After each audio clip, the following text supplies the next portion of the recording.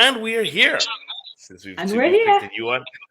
Hi to everyone. My name is Munyumba Mutwale. I am your financial advisor and your financial and markets analyst. But today, I'm your friend in a journey trying to learn about the intimate secrets of wealth and money from the great book. And this is a new show, new format, something we are calling the Gospel of Wealth.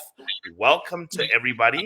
As I said, my name is Munyumba, and I'd like to welcome my co-host Wupe the Mindpreneur, who's been a good friend of mine in this whole book journey. How are you doing, Wupe? I am doing well, Munyumba. I'm so excited. You know, at the Mindpreneur platform, we love to read. We do everything books and everything personal growth. So, as you can imagine, I am super, super excited for this journey. And thank you for having me. And good morning and welcome, everybody. Good morning. Good morning. This show is put together. This show is put together on Facebook for everybody to see, and it will be blasted on many other platforms for everyone to kind of enjoy for this specific goal. And the goal of this show, just so that for all of you who are following, sorry, we are getting a bit of feedback here, but the goal of this show is that to try and give people a book we can follow that can teach us to integrate our faith and our finance. And I think that is one of the key things that we all have to focus on, how to integrate faith and finance and the struggle to do that. And most of it has come from, and we are speaking from the Christian perspective. And the biggest struggle in the Christian perspective is one, money has been demonized, success has been demonized. And as a result, Christians often feel uncomfortable with money and success and trying to do that in their Christian walk because everybody is either trying to extract money out of you or trying to use your religion to keep you poor when your religion actually has a lot of doctrines in how to manage your wealth and how to do that properly. And obviously, as a financial advisor and as a Christian myself, this is something that is dear to my heart of making sure that faith and finance are integrated together so that one, we have a healthy relationship with money, and two, we also just have a way, we have it built into our lives, not make it the king of our lives, but built into our lives of how to understand how to operate in today's world. I don't know, what are your givings to people before we get started and tell them the book that we're kicking off with? Absolutely, Munyumba. From the mindpreneur side, it's very important the way we think and feel about money, and especially the fact that you and I are both believers. We're going to be held accountable for everything that we have been entrusted with people, money, and position, power, everything. So it is very important how we think and how we feel, and personal growth is a big part of financial stewardship. So I'm very excited to bring that aspect, the personal growth aspect of money, the emotions, the attitudes, the behaviors that uh, that come along with money. So I'm excited. Tell us, what are we reading this season? So yes, so unlike other things which have got seasons and all of a sudden we kind of structure this in books. So the first book that we will be studying today is a book called Thou Shall Prosper by Rabbi Daniel Lapin, and it is basically it's a classic.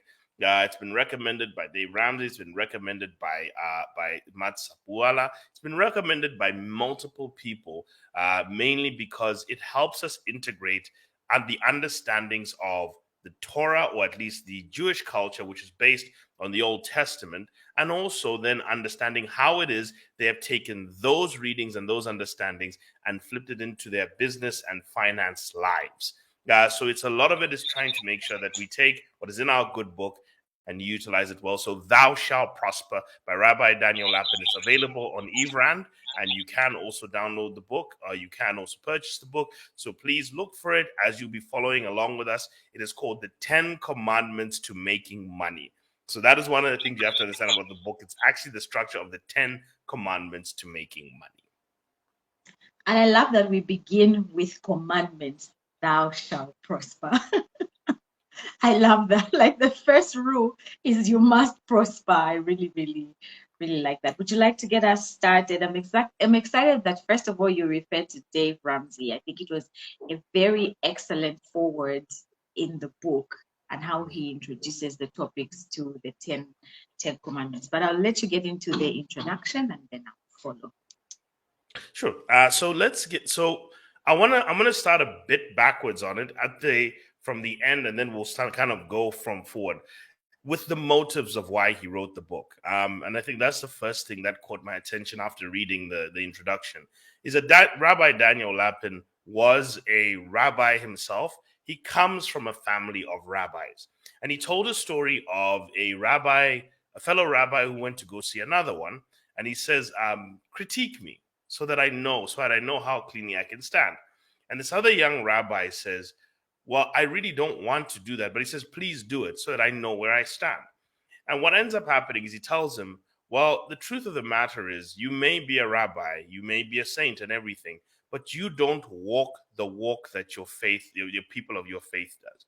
Yes, you sit here clean, and yes, you may not be a full out sinner, but are you faced with the same temptations, the same fears, the same insecurities? Do you go into the marketplace where things are treacherous and dangerous, and then you have to now hold up your 10 commandments there?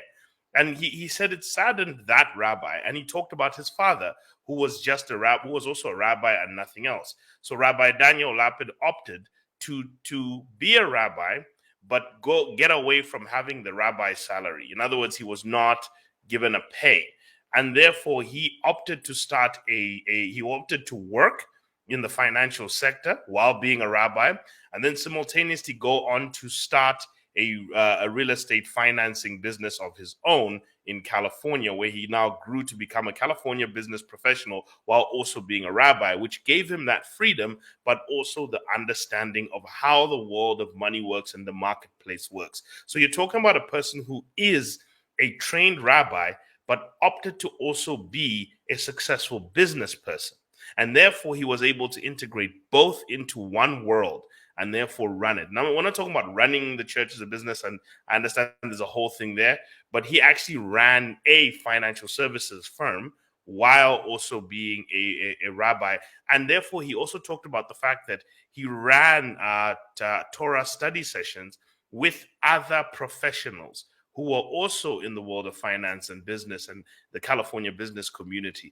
And in there, he was hearing their experiences. So all this put together comes from a man who has religious basing, has business basing, and was in a business community, and now has been able to put together what are the commonalities of making money according to the scripture. So that's what the motives of writing this book was.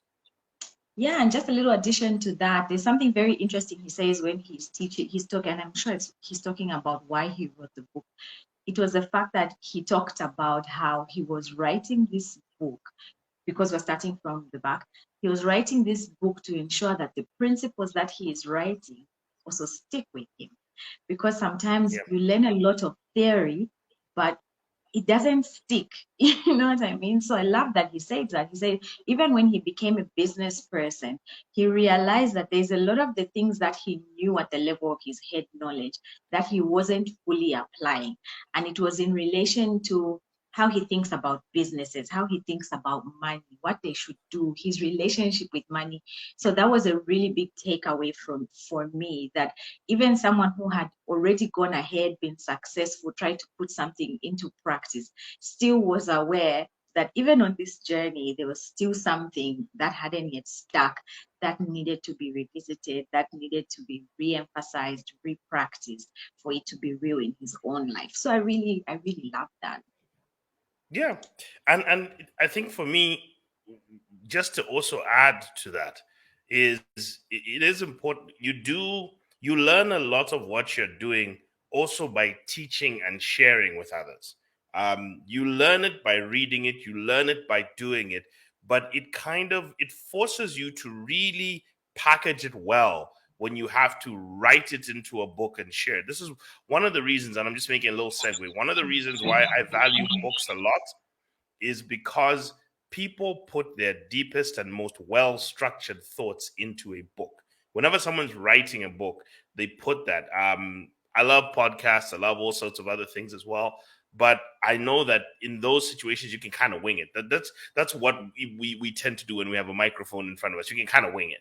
But when somebody writes their book, they have to think through a lot of what they're putting down. There are editors who are going to go through it, and they know that what they're saying is being immortalized in word. So even if someone lacks technology, there is a piece of paper and that they're going to be able to read these words on. So people are very careful about words they put down, and that's one of the reasons why I value people's books a lot, because of that. So I can see that he took his he took his business knowledge, and then he tried to make sure that, okay, now let me also understand everything I've learned.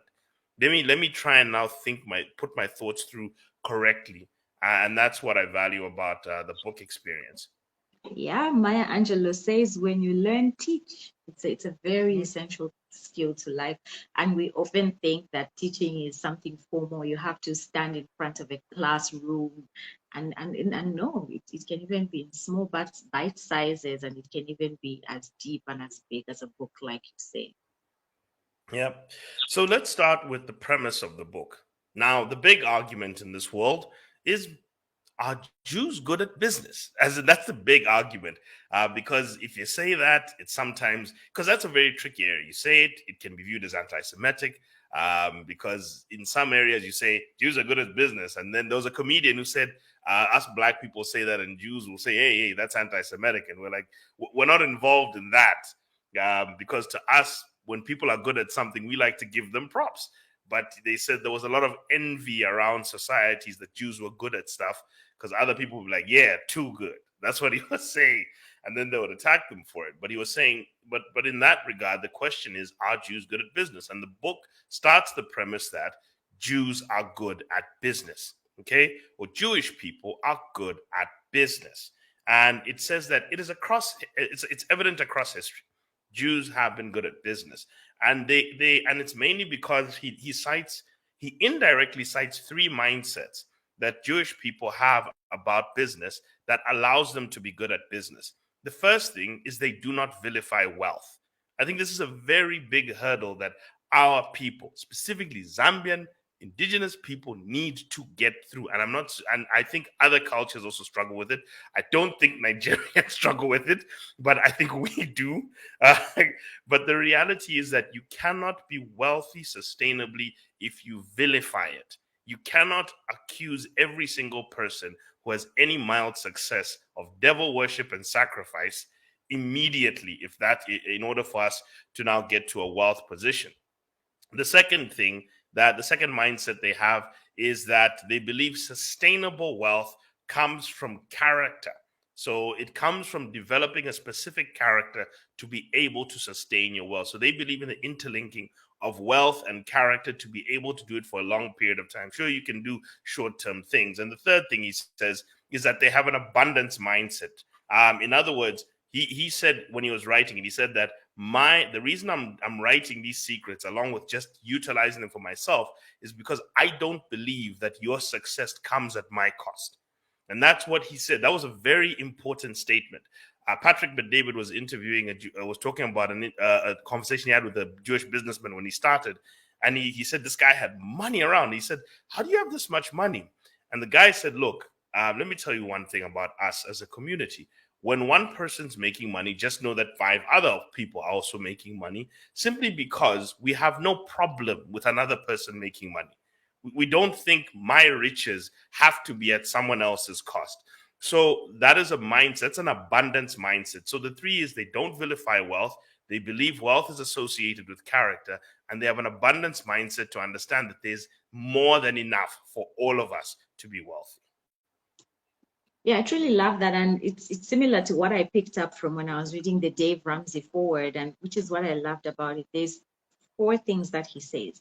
One, work and money are connected, right? Many times and it's a mindset, and this one I'd like to address, especially us who work in the space, who are employees, right?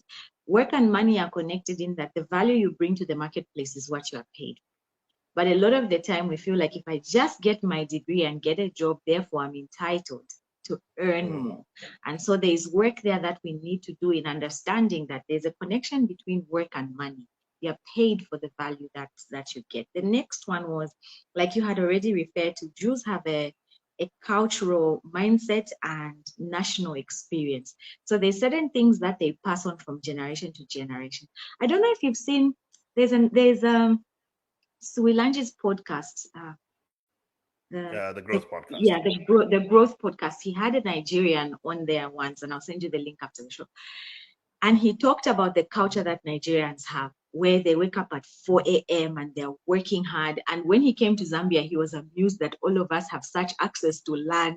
And the difference with them is the hustle culture that they have. Like if they learn one person is doing it well, the other person will try to find a way to do it 10 times better. Something that we don't have, right? So they pass on these uh, cultures and attitudes and mindsets, like you have said, from generation to generation. Another thing that was said that I really love was money is both spiritual and it is as spiritual as it is physical, right?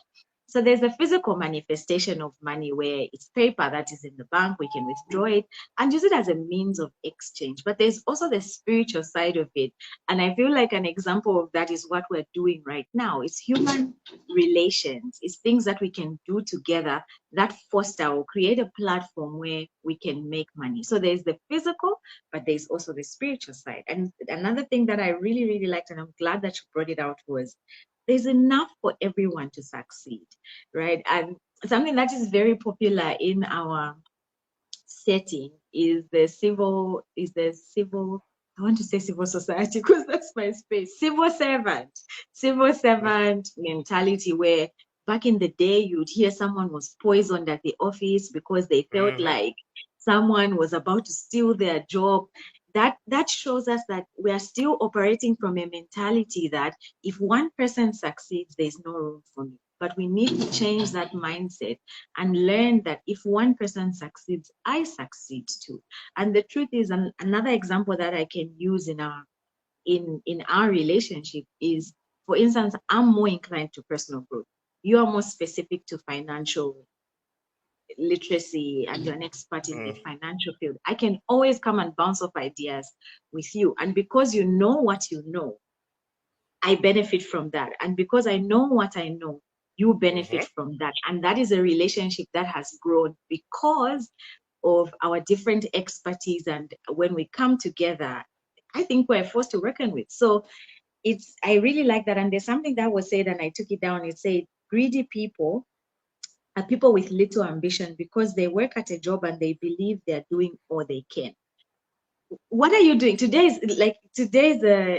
Is a weekend. Someone will sleep until 10 a.m. They won't read a book. The last time they read could have been 10 years ago, and they feel like when they go to the office they are worthy of of a salary increment just because they show up. And that's not how life works. It's about bringing value. So the another thing that I would say there is no crime in handing someone $1 for a job well done, and there's Mm-hmm. nothing wrong with accepting it, right? Because that's two sides of the coin. If you give me money, I have given you value for what you have done. But there's also the mentality where, because remember what you began with, wealth has been vilified, success has been vilified. Therefore, the accepting of money sometimes comes with guilt, right? So there's nothing wrong with you receiving the money that you've been given for work that you have done well. And I think regarding mindsets, that is very, very important. At a later stage, and on a precursor to this, I'm gonna try and introduce a book called Jesus Makers and the Takers, Makers and the Takers, which actually is a book written by an economist, a financial economist who is both a pastor and a financial economist, and he talks about all that Jesus talks about money. And one of the key specifics he says is a lot of when Jesus criticizes people with money, he's talking about people who got it by taking it or taxing people. He wasn't talking about people who made it. Otherwise, then Jesus hated his own father, who was a carpenter who made money by actually making things for people. So it's just something I want to precursor before we get into the next section. And the next point, and it's good you ended on that point of not vilifying money. The next point he says is it's okay to want more money. Okay, it's actually okay to do this.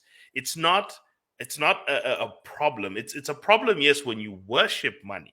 Okay, that's a different thing. It's a problem when you identify with money, when it is your identity, when it is your God, when it is your in and out, your day and out of life. That is where the problem is. And by the way, worrying about money is equally a form of worship for anyone who wants to also think about that. It's also equally a form of worship. So just because you don't have it, you're also worrying about it. Guess what? You're indirectly worshiping it when you're doing that. I wanted to throw that out there. But there's some factors he talked about. He says wealth does not have to come at the cost of your soul.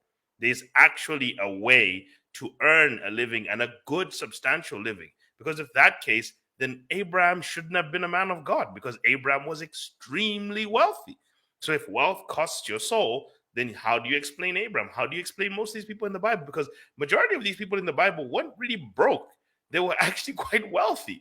The people who are actually chronicled in the Bible. Yes, some of the prophets may have lived simple lives, but a lot of these people were not poor people.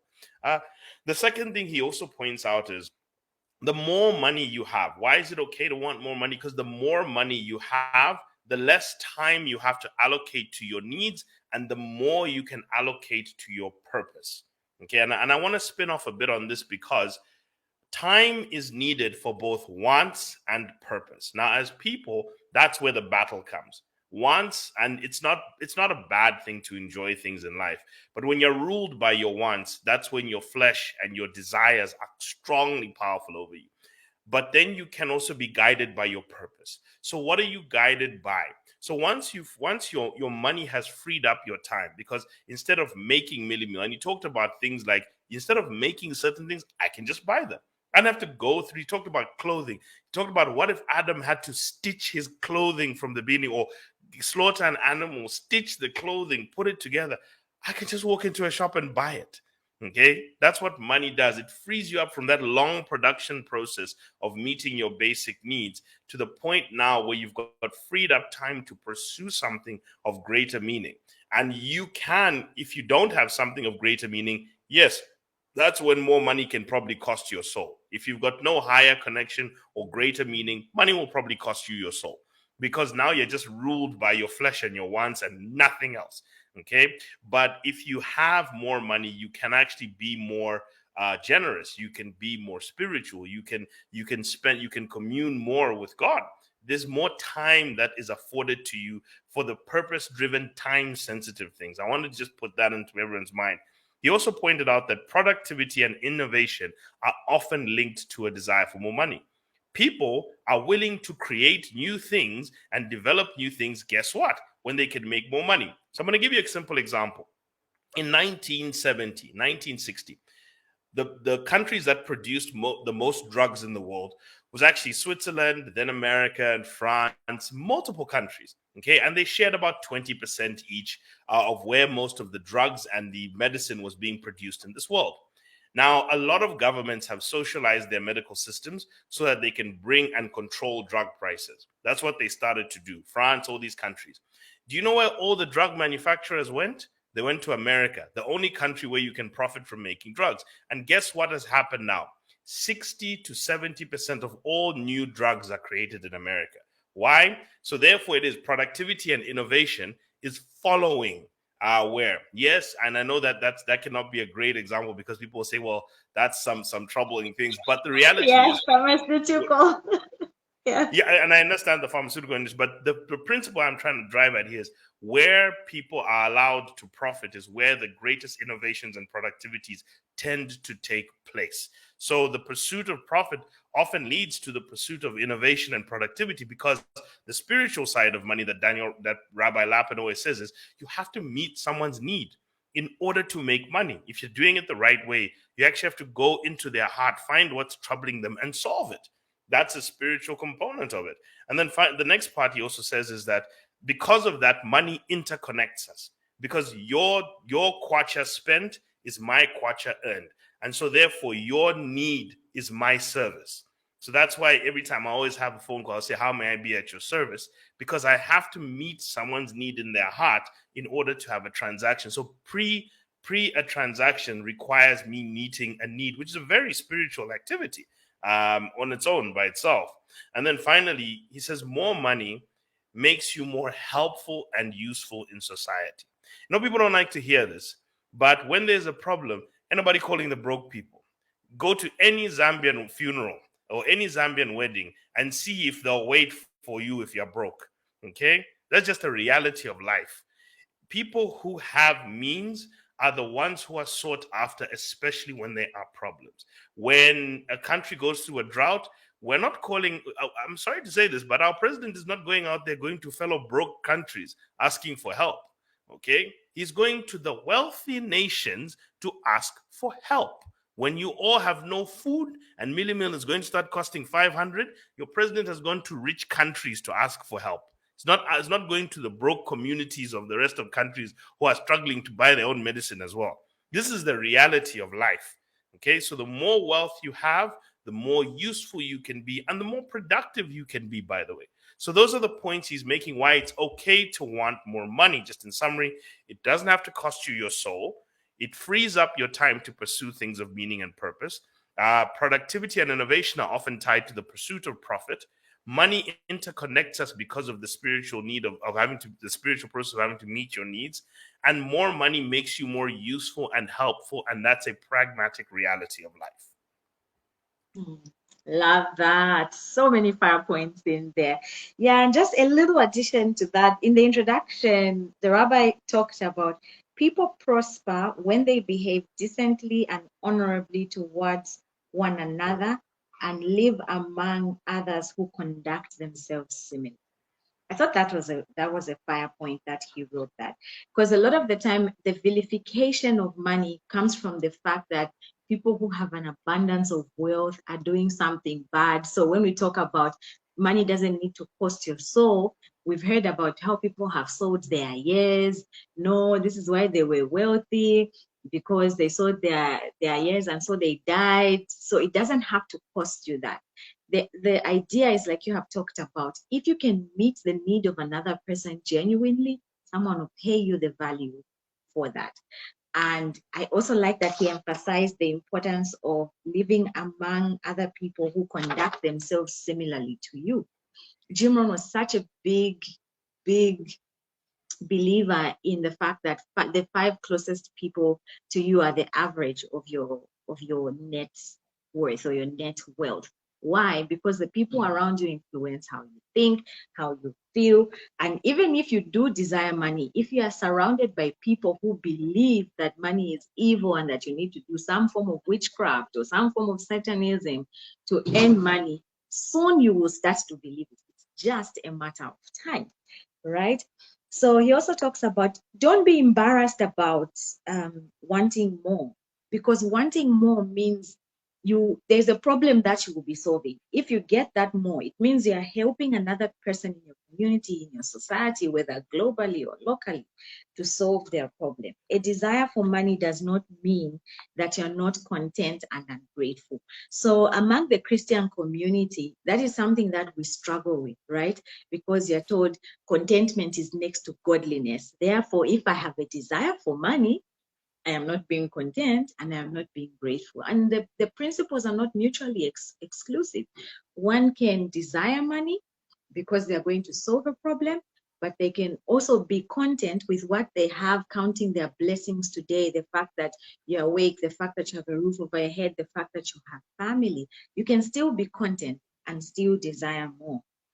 So the more money you want, the more you are willing to work. So if you have the desire, if you take out that desire, that's when you find that false interpretation, that false humility and false contentment, where the Lord has blessed me, therefore I have enough. In that mind, at that level of mindset, you can't produce more.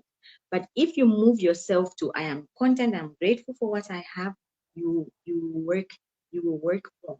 Why is this important? I always say I truly believe among the disciples of Jesus, my favorite one was that Joseph. It was Joseph of what? Aretha something. I forget. But he's the one in whose tomb in whose tomb that Jesus was laid. And he's the one who went to ask for the body of Jesus when he had finally died and he needed to be laid to rest. Now, Munyumba, think about it. Peter had scampered. Philemon, whatever, all of them, they had scampered, right? Why? Because anyone who was associated with Jesus during that time was a target. But what is it that gave Joseph of Arimathea, whatever, such influence that he could go to the authorities and say, give me that same body that everyone does not want to associate with so that I can put it to rest? He had money. He had money and he had influence. And I think believers, maybe it's not for everyone. Before I preach a wrong doctrine, right? But maybe it's not for everyone. But I know it's definitely for me. I would like to be that kind of disciple that I can be the hands and feet of Jesus. When there is hunger, it's like we talked about earlier in the week about how it's important to build systems that help people come out of poverty. I'd like to Yeah. be that Christian. And we need more believers. And Dave Ramsey also talks about this. We need more believers who are influential, who have money, who can pull people out of the pit. I had a conversation with a friend of mine a couple of weeks ago who's who talked about they're ready to get they're called to ministry and they're ready to get into the teaching of the word, and there was no plan for benevolence and ministry. And I was like, no, you can't do it without that. Why is it that the most popular part of Jesus's ministry was the fact that he fed 4,000, 5,000 people, that he healed people? That is essential, because when we talk about the gospel of wealth, people have needs. We're human beings and we have to meet those needs if people are going to be put in a place where they're even going to believe the gospel. I'm dying of hunger, and you're telling me Jesus died for me. It's a fact. He died for my sins. But honestly, the first thing I'm thinking about now is that I'm hungry. And it's not only just about telling me the good news that Jesus died. Can you live out that truth? Who was Jesus when he walked the earth? He helped people. He reached out to people. He put them out of where they were, pointing them to eternal life, but even equipping them now when he says, yes, I've healed you, but sin no more. You know what I mean? So go be better. So that's what I like about that. The way we think about money is very important. The way we feel about money is very important. So it's okay to want more money, but within the parameters that we have discussed. I just want to hop on this because Dave Ramsey was being called once about the prosperity gospel. And he said something that's very important. He said the problem with the he was talking about the two extremes: The prosperity extremes, gospel, which is everything is money, and the anti prosperity gospel, money is evil. where And he money is said, evil. Yeah. and he said, when you believe the anti prosperity gospel, he said the prosperity gospel is problematic because it makes you believe money is the answer to every single thing in your life, including the emotional problems. And he said a lot of your problems are emotional. So you got to be very Yeah. careful. A lot of it. However, the anti prosperity gospel, he said, if you believe that and live with it, you are ceding the wealth of the world to the wicked. And now, so he Mm. says, how does God do his work? Through you, when you have given all the resources. Because if you are not holding that wealth, then guess who's holding Someone that else wealth? is. The Mhm. people. Now, it doesn't mean they're all outright wicked. They can be nice people. But what he's trying to say is, you're rolling the dice with the money of the world, saying, I'm going to leave it in the hands of the people who don't worship and pray that God still gets to them and God still works And through he them. could, and he could use them, And he, and he does by common and he grace. does. But what a shame it is that he can't use his own children for such Yeah. important work. What a shame. And the Old Testament is filled with God blessing his Hmm. children with wealth so that they can pursue the means and the purpose that he has granted to them. So one of the things you have to understand is, yes, you are given wealth, but wealth becomes a responsibility in society. You now get to do good to so Yeah. much. You get to have a Mm. good life, but you get to do good when somebody is out, when somebody's starting a business to try and feed their kids. I just want to go back to this. I was one time coming back on Kafua Road, and we were thinking about buying tomatoes, and we're thinking, should we go to the shop? And then I was with my mother, and she says, no, there's a lady I want to stop by, Yeah. and we bought from this lady. And I was like, Mom, how come we stopped specifically? She says, well, this is a lady I talked to her before. She's a mother. She's trying to raise her child and take it to school. So I figured if I pay her, that's her child going to school. And money to be able to do that for someone. Okay, for her to be able to sell her tomatoes and you can buy. So we made it a thing that whenever we needed vegetables and on the way back, like whenever we're moving on, we would stop there and say, "Where's that lady?" And we'd actually even stop for her and say, "Where is she?" Because we know that we're contributing to the raising of her children and making sure she can send her child to school. But you need money to be able to do that. So people can then go and start spending on people, knowing that you're also bettering their lives, you're educating their children, you're doing all also things as well. So you need to be able to make money to also make a difference. Now, you can make a difference without money, but let me just tell you this, it's infinitely more time consuming, and laborious to make a difference when there is no money around and there are lots of blockages that you will experience. So it just, one part is you want to be of difference, and you want to be able to have God also be able to work through you as well in those circumstances, rather than going to always have to work through somebody else as well. And then two, you're really rolling the dice with God's purpose here by making sure that no, we as the godly will have nothing. You're really rolling the dice because you're basically putting that in the hands of people who are not guided by the Spirit of God, who are not guided by God's will, who are not guided by God's purpose. You're leaving that in their hands. So be careful also, even from a purpose-driven perspective, of making sure of saying money is for the world and not for us. It's a very dangerous thing, because God's purpose is for the whole world, not just for his church only. So I wanted to just then flip into what he talks about when it comes to making money, the recipe. And the recipe he points out is two things: immersion and growth and wisdom. Obviously, immersion is the process, growth and wisdom is the result. In order to grow, we must be able to read, be enthusiastic about something, absorb a new culture, and spend time constantly doing it, and then eventually grow in wisdom and insights of that thing. And he goes clear to say money is no different. So even I always say that: educate, then get advice, get educated, get advice, get a plan, get started, and keep learning as you go along, keep getting informed. If you do that, you're building a process where you're growing in wisdom. And money is no different. For me, I've seen with even the community we've built. We built a WhatsApp group and we've maxed out on 1,024 people, and they're constantly sharing information with each other, talking to one another, helping each other. So there's also that community of growing in wealth, and we're also constantly feeding advice into them. That's a way of immersion. Okay, so reading something regularly, practicing it daily,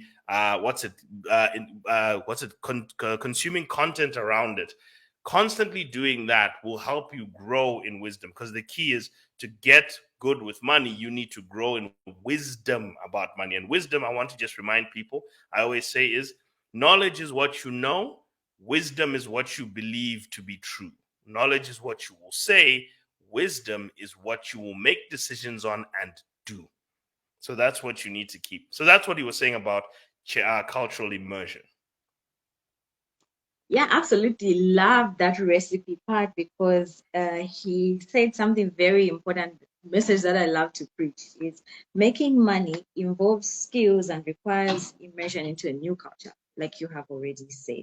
So to accumulate wealth, you need to acquire social skills most of the time anyway. So you're saying, yes, there are exceptions to the rule where people have become wealthy without having acquired social skills, but you need skills to earn money. Another fun fact I picked up from the recipe part of the book was learning how to make money does inevitably teach you how to improve your relationships with others. I really love that, because yeah, it's just I run away from people. But it was like, so if I learn the skills, is that a shortcut to networking and relating with people? But I really love the fact that you need to build skills. And when we speak of culture, something I really loved about reading the first chapter of the book was learning that in every Jewish home, you will definitely find books and bookshelves. It's like part of who they are. I was like, oh my God, maybe I'm supposed to be Jewish in a different life. But like, I found that really mind blowing, that it was one of, there's a story, do you remember, that is Yeah. told of a guy who was going to meet this girl, and she, because she was so frustrated, she had asked that there's too many books and if we can just have one tidy room. And this guy comes to meet her to their house. I Parents. don't know, it must have been their Meet your tradition. parents. Yeah, I guess their meeting.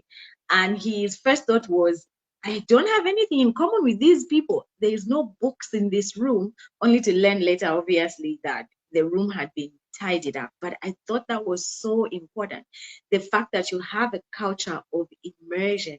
And Tony Robbins teaches this so well, immersion, in that he says, when you know something, know it really well. Like it should become your identity. The fact that now Jews are so synonymous with books that a lot of nonfiction writing has Jewish themes, because they know that that community buys books.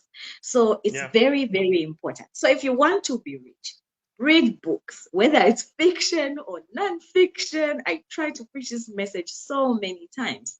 Read books. And another thing that I like about, I think it was in the introductory part of the book, is how the rabbi talks about, look, I can't guarantee you that if you read this book and everything in it, that you will become the next Bill Gates or the next, who's that Mm, guy on our Amazon. I Warren can't Buffett. Yeah. guarantee you Or that. Yeah, why no, but Warren Buffett is a shares guy. Jeff Bezos.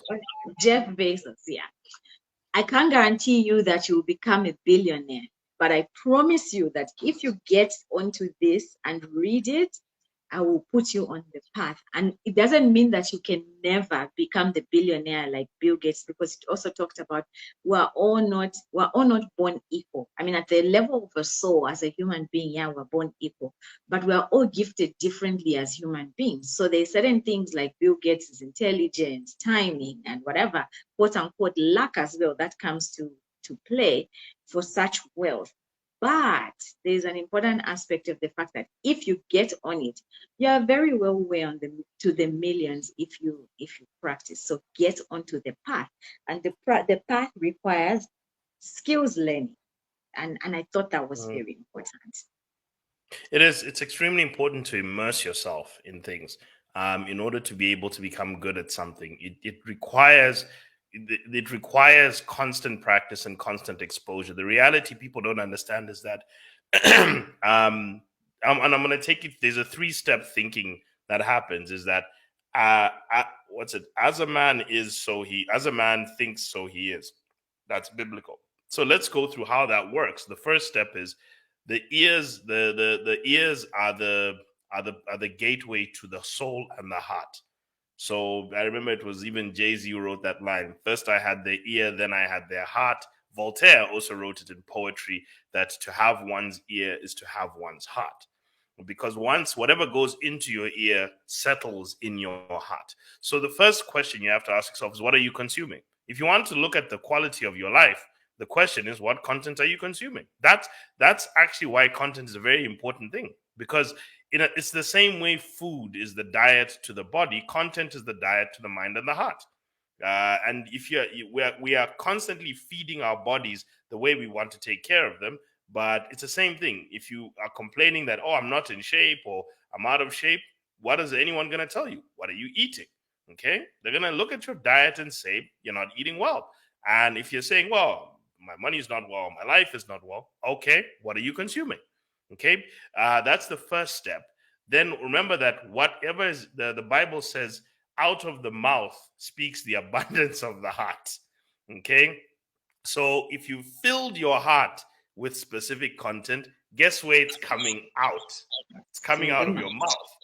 And then the as you think, so you are. It was the Chinese philosopher Lao Tzu who said, "Watch your thoughts become your words." So now we're seeing the link: words become your ears, action. hearts, thoughts, words. Then he says, "Watch your words become your actions. Watch your actions become your habits. Watch your habits become your character. Watch Yeah. your character becomes your destiny." Now we can actually use a transitive property of property of mathematics to say what you listen to is what you are going to end up becoming. Really, because what you're listening to goes into your heart, goes on your mind, out your mouth, into your actions, and therefore now will shape your character. So if you're immersing yourself, it actually ends up shaping a lot of where your journey is going directly. So this is why the immersion trick works a lot, because your brain and your body are designed in a way that your consumption of content will now start to percolate, like deep consumption. Now, obviously, you have to convert that into action.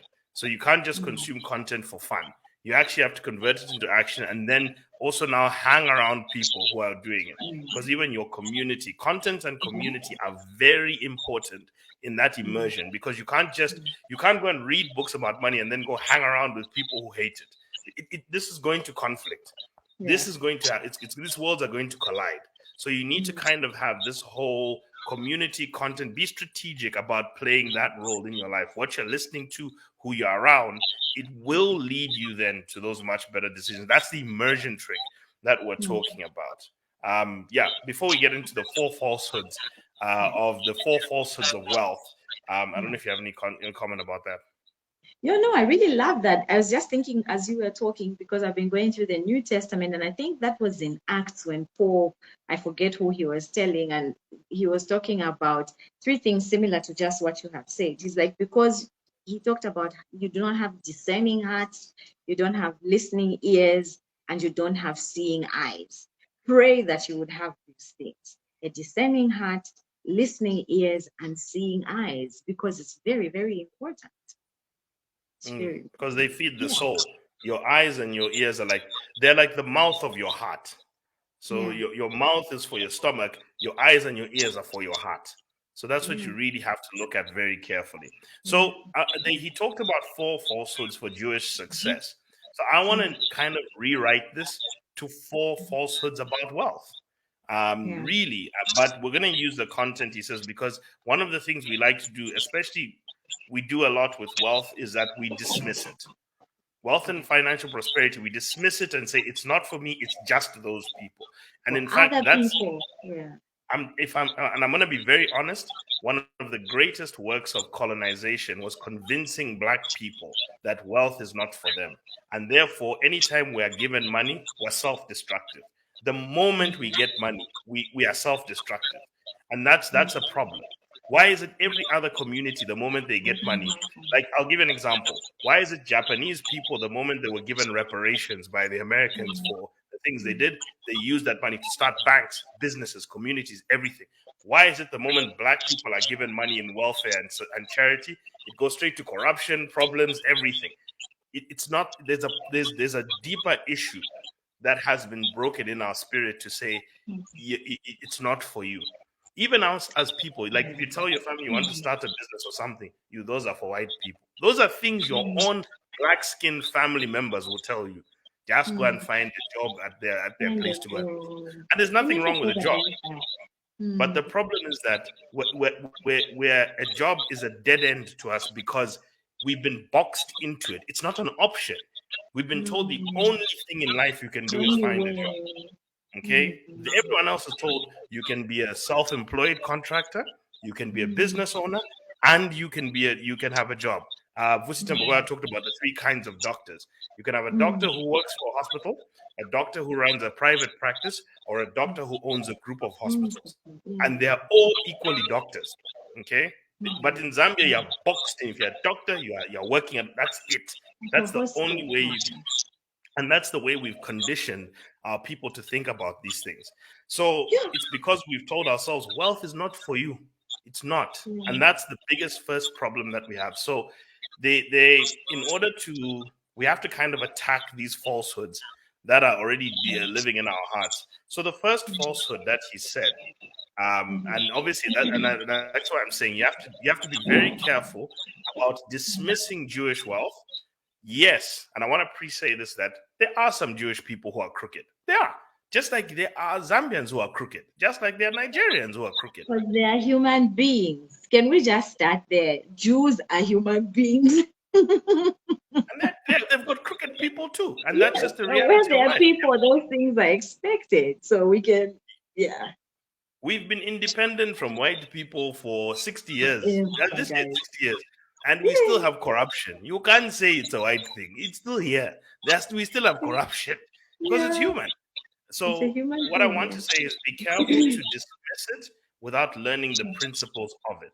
This is why immersion is important, because then you can learn the underlying principles and replicate. So don't hate, learn to replicate. That's one thing I'll put out there. So the first thing I'll say is that they said is that Jews have money today because of natural selection and what they call the That was money. hilarious. I thought that was All the hilarious. persecution that Jews have been through, they killed the poor Jews because the poor Jews could not afford to bribe their way out of persecution. Therefore, only the rich Jews are remaining. And because they have money in their DNA, whenever they procreate, those kids also have money in their DNA. And therefore, it goes for. So that's the story. Now, the fallacy, obviously, is that you have to, one, believe in targeted persecution that was so specific. Because I don't think Adolf Hitler was taking rich or poor Jews. He was just killing anyone. That's how that guy was. He killed anyone. Rich, poor, he didn't care. You were dead to him. Okay. And the second thing you have to believe, which is the big point here, is there is no money gene. You're not born understanding money. You're not born wealthy. However, these things can be passed down through culture, upbringing. This is what the Jews have done correctly. It's not in their genetics, it's culture and upbringing that they're passing down from generation to generation on how to handle money and business. They don't teach their kids to vilify business. They don't hear their parents speaking ill of wealth when they're growing up. So they're comfortable with wealth when they grow up. They see their parents budgeting using the 5 jars of the Jewish system. So they are comfortable budgeting and separating their money when they grow up. So it's not a genetic, it's cultural. And culture can be learned. That's the thing we don't like. Because now when we hear it's not genetic, the onus is back on us to have to learn. And that's uncomfortable. We don't like to take responsibility. We don't like to take responsibility. If we feel like, and we can't run away from the fact that a lot of people, and I feel like a lot of anger towards the Jews is there's a false perception that the Jews have it easy. Okay. And I feel like that's false. So it's harder for us because we are having to build from scratch. Like you have said, they've passed it from generation to generation to generation. So now they have a formula that works. So now people just assume it's very easy for them. Therefore, it should be easy for me if I have to gain wealth like a Jew does, right? But no, building a culture is going to be hard. And if it starts, it has to start with us. We have to ensure that we build a culture that then we pass on. And generations from now, they can say, I don't know, Zambians are wealthy because they have a culture. But one, we don't like to take responsibility. Two, we don't want to do the hard work that entrepreneurship, building a culture requires. So that's the other thing, the falsehood that the Jews have it easy. And it's not true. It's taken generations to become what it is to be a Jew. People, even colonizing Africans was not easy. And as rough and as bad as that was, they had to come into this continent where we had no mine shafts, we had no farmland properly developed. We farmed for ourselves, but we had no industrial farmland developed. We had no industries developed, and we had no urban settlements developed. Okay. And they had to come here and still build those things. You see, what makes colonizers entrenched in our need, why we still need them, is because they didn't just come to take. Because the story is they took. Yes, they did, but they also built things. That's the other thing. So it's very difficult to remove the builders of the very things you're trying to benefit from. It's very difficult to do that. It's a bitter pill to swallow. It really is. Yeah, and that's the reality. So even colonization, people, it's hard. It was very difficult for them to do what they did. It doesn't make it less evil, by the way, because it was hard to do, but it was still difficult. And you see, this is the difference between a learning mindset. A learning mindset can dissociate themselves from emotional reaction. Yeah. Because the problem with us is the moment you look at colonization or certain skin colors or anything, there's an emotional reaction that you have that you cannot control yourself, and you can't bring your mind to just learn from these people. Learning is a constant thing you have to put your mind in order to be able to make it. The second thing he says is that Jewish people are dishonest. That's the second fallacy that he says, the second falsehood. Yes. So I'll say it this way. Are they dishonest Jews? Yes. Are they Yes. dishonest Zambians? Yes. Are they Yes. dishonest people of Indian descent? Yes. Chinese descent? Absolutely. Yes. White? Yes. Absolutely. Dishonesty is not exclusive to Jewish people.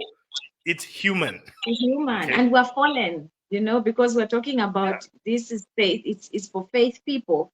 We always have to remember that we're living in a fallen world, and human beings are sinners. So of course we have those people, those kinds of Yeah. There's a reason why God put it as a commandment, because he knew people were lying. There's a reason he put that there. So the story obviously is that Jews have been crooking, cheating people throughout history and taking money from them, and they've been aggressive in their business dealings, and that's the reason why they have wealth and others don't. Now, the fallacy is you have to believe the only way to be rich is to cheat people, and Jewish people teach cheating in their culture. So the reality is the Torah is very much, and people read the Old Testament. The Old Testament is against cheating people. That is effectively your Torah. It's against cheating people. So don't, it even says, the problem with us Zambians also don't read our Bible. Read it, people. It's against cheating people. We only read the portions and now in churches, you know how they're beaming scripture. So people are not reading. So it's like now Bibles are closed. Because like I went to church the other time, I visited church, and like no one had a Bible. Well, this no one where I was sitting had the Bible, and it was so weird to me because I had my Bible, and when they say turn to, because Baptist, they turn to a scripture, and I'm about to flip, and then I'm like, everyone is just reading, and I'm like, but so I hope it's read at home at least. If not here, I hope it's read at home at least. You want to hide something from an African, put it in writing. That's a very hard statement. We have to get better. That's what we're doing here. We're trying to make sure that people are getting better. But the point is that in order to stay rich, you see, the thing is that dishonesty does not explain Jewish people's success for a long period of time. Why I say this is that you can be dishonest and get money from people in the short term, but soon you will get a reputation. You will eventually get a reputation where people say, you know what, don't deal with those people. And let me give you a simple example. I love my Nigerian brothers. They're cool people. But unfortunately, they have a reputation. The moment there's finances linked with Nigerians, there's a reputation. Okay? Like even the recent merger of, and I don't think it's harmful. I think Access Bank is a good bank. It was built well. But the moment people heard Atlas Mara Access Bank, you should have seen the way people started saying, should I keep my money there? Like that was the immediate reaction. Why? Because a reputation has been built about Nigerians and finance and cybercrime. Okay? They even have a song called Yauze where they're busy dancing about cybercrime. But the reality I'm trying to tell you is a reputation is built. And this is Nigerians over just a few decades, not even a century. This is a few decades that built that reputation. So if Jewish people were constantly corrupt and cheating people, wouldn't the reputation precede them that would now prohibit people from doing business with them? No. The reality is, yes, they are crooked Jewish people, but that doesn't mean that it is in their practice. What he said is a good reputation is what will keep you successful for a long period of time. In the short term, dishonesty works. In the long term, reputation is what keeps you in business. So that's one of the things that's of that second goal you have to recognize is that you must do things honestly. In the long run, you have to do things honestly. Time really flies. We're already at almost at the 1 hour mark. So I think you can go into the third and the fourth. Yeah. So in the third and the fourth one, he also says that Jews have set up a cabal of people, a secret society of Jews whose number one agenda is that they are going to further the agenda of the Jewish people. The fallacy is that you have to be born into a certain community in order to prosper, while the reality is the community you are born in, there's no community that tight-knit, that powerful, honestly. If they were united, yes. If they were united. But the problem with most communities is they lack unity. So there's always what's the differences, and he talked about in the actual temples and the synagogues, there's constant arguing about everything. So he says we're just not Right. that. But he said like all people, we do business with people we like and who we have things in common with. Like all people, by the way, we do that. Even at our homes and our families, we do that. So he was saying that the reality is that the community does not have as much of an effect. And I added one point: good networks are more often built than born into. Most of your good networks are things you've built over a period of time than you're born into. So you really want to pay attention to also building. Once again, take responsibility for building your network again. And then finally, the final falsehood that he said is Jews are highly intelligent. And he says, look, it may or may not be true. Statistics show that Jewish people have got an average of 13.2 years of schooling. The average African, for example, has got 5 years. The average Zambian drops out at grade 7. And I'm talking about Zambian adult. The average Zambian adult has not gone past grade 7. So already that I tells you thought these that people. was a very interesting idea. I didn't know that. I thought because we Mm, now have so many mushrooming universities and whatever, in my head I was like, Zambia is an educated nation. Why are we so poor? And then you look at the numbers and you're like, oh, that's why. you have 3% of your adults who are in university, and then your what's it? Your grade 12 population, grade 12 or beyond population in Zambia is 29%. So that already tells you now with the Jewish community, the average Jewish person has been to college. Even if just a Mm, trade school or something, they have completed grade mm, 12 and at least done almost 1 to 2 years of some post mm, high school, some tertiary training. So they've done at least 2 years of tertiary. That's the average Jew who has done this. mm. The average Yeah. Zambian has not crossed grade 7. So that tells you that there's already a huge difference amongst them. But does that cement their business standing? Well, usually, highly educated people are thinkers. We struggle Yeah, with this. put on Struggle with at an doing. advantage. It definitely puts you at an advantage. But it can't However, the account problem for the fact that, that's the status quo. the problem is that high IQ and action orientation are often at odds with each other, because Yeah. high IQ often leads to analytical, while Yeah. you need action. So you need a combination of that as well. Mm, So the fourth factor that he points out is that the fourth falsehood is it's not their intelligence, it's their character. So you have to actually remember that intelligence, character plays a much stronger role in sustaining your wealth outcomes and money outcomes than intelligence. So those four okay. falsehoods are things you have to think about. There's no money gene. There's no money gene. You can't be dishonest forever. You have to build your communities, not be born into them, or you build your networks and not be born into them. And you have to build your character, not only your knowledge. Your character is what will sustain it. Love that. The point I really wanted you to emphasize before you move to the character one was the fact that you had told me earlier also that it's an intelligence and education, that intelligence and education thing was not something exclusive to the Jews. You had also told me Yeah, about the Indians as well and the yeah, Chinese, where we have seen where there is higher education. So it's not like an exact science that because the Jews are this way intelligent and educated, therefore that's why they are that way. But so other societies that have practiced the same principle have also recorded higher levels of wealth and achievement and things like true. that. And And I also what they've love done is they've built good schools. Indians have, wherever you see an Indian society in any country, they've built a school for themselves. Just go to any country where Indians have settled. You'll notice there's a school they've built for themselves. Why? They take it seriously about educating their children. And you'll notice that the Chinese elevated their education, elevated themselves. So the other thing about Jewish people is they value education. So it's not a natural intelligence. It's that as a yeah, society, education is a value for them. exactly. And that's a big difference, because when you value education, guess what? You'll also value reading, you'll value immersion. So this kind of flows into the next point of now the truth about Jewish success, which is that they understand how the world works. And one of their understandings is that you need to read to get somewhere. So the Torah kind of enforces reading upon them to get confirmed, to go through a bar mitzvah. You have to have read, and in order to have read, therefore now you can you then have a appetite for constant reading. So it is important to know that you have to value education in order to benefit from education, and also that becomes a character. Because I want to say this very differently. It's you can be intelligent, but valuing education is a characteristic.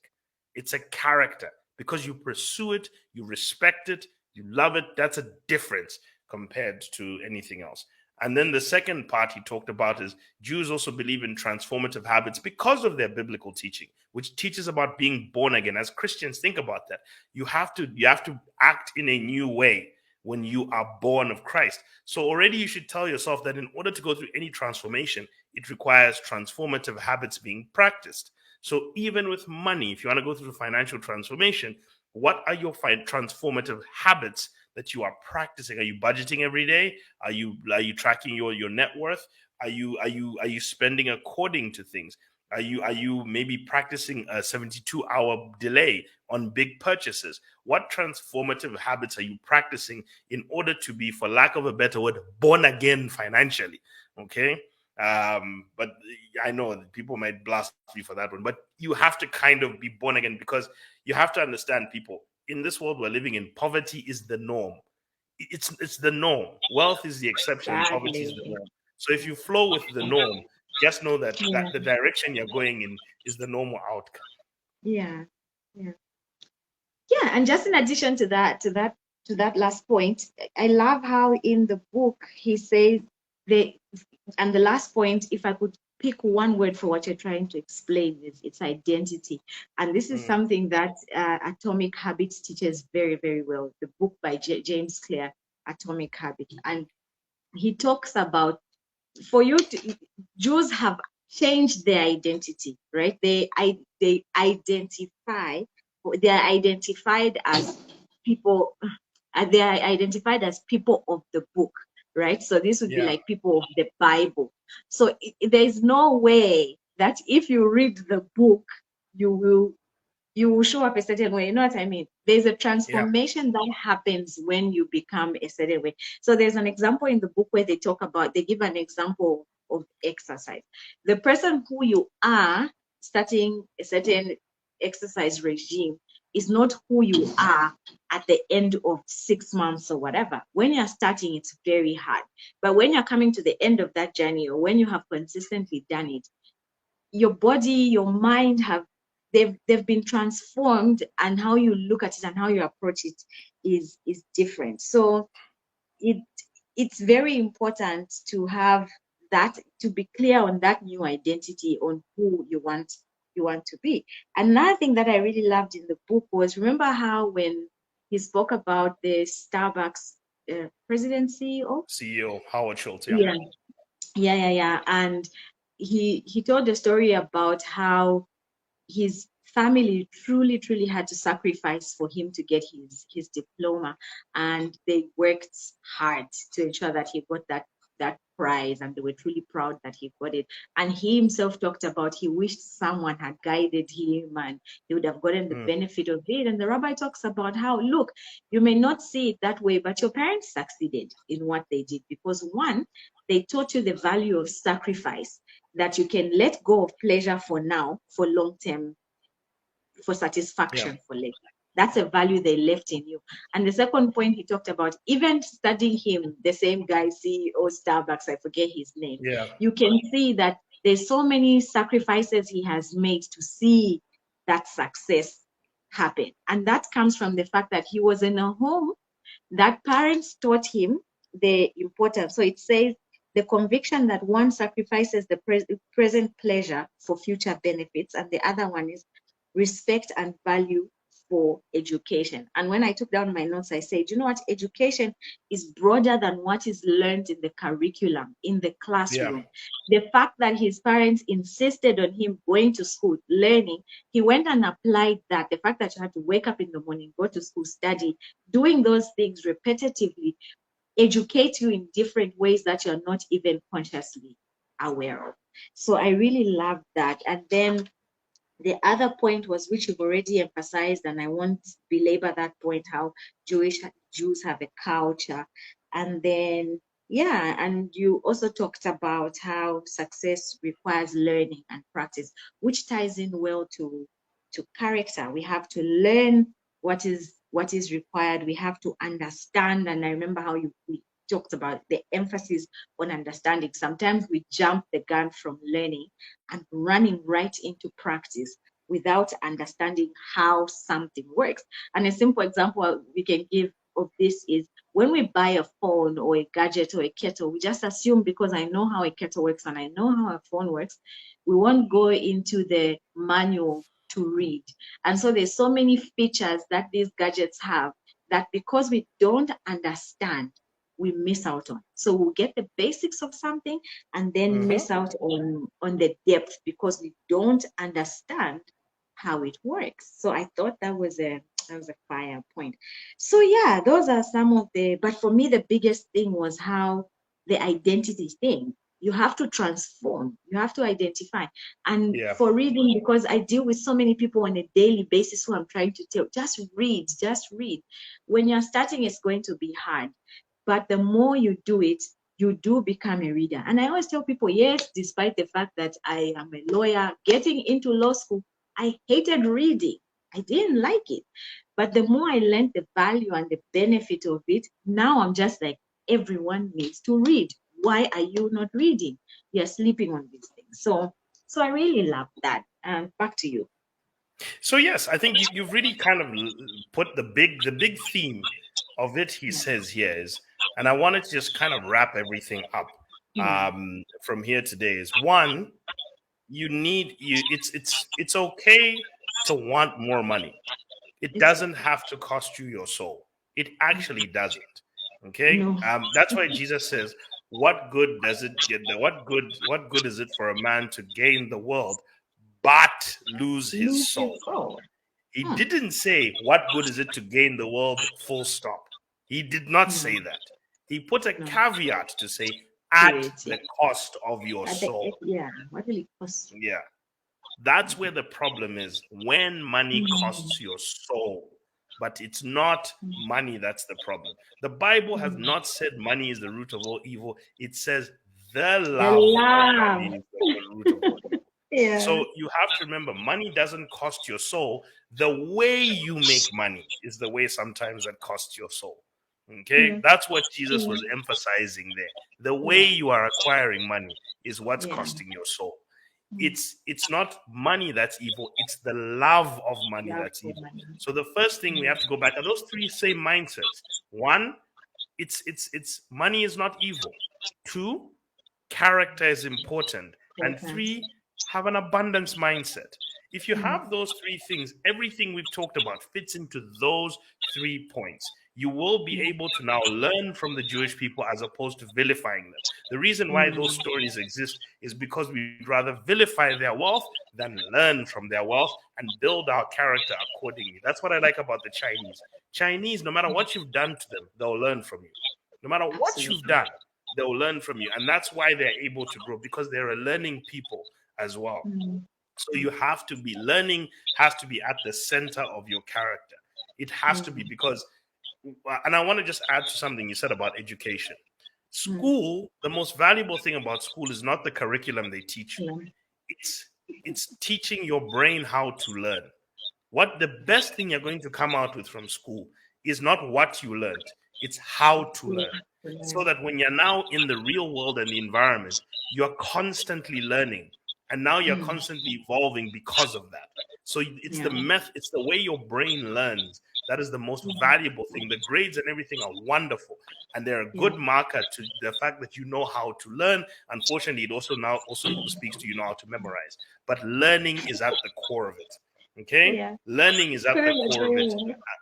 If Yeah. there was a better way to test it, I think we could use it. But I think for now we use tests and stuff. But the Yeah. reality is, the most valuable thing you will come out of school with is learning. So if The there's truth any to three learn. things you can take from this first chapter, don't vilify wealth. Learn. Mm.